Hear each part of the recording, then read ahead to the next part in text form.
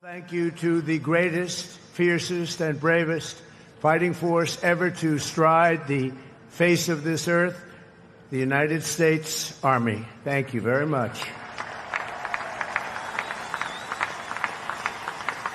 Because the Army keeps us free, you make us strong, and tonight you have made all Americans very proud. They're watching from all over the world, actually.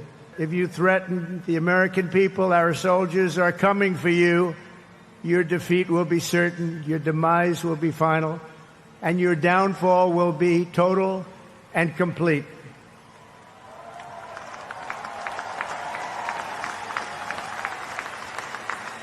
Because our soldiers never give up, never surrender, and never, ever quit. They fight, fight, fight, and they win, win, win. No matter the risk, no matter the obstacles, our warriors will charge into battle.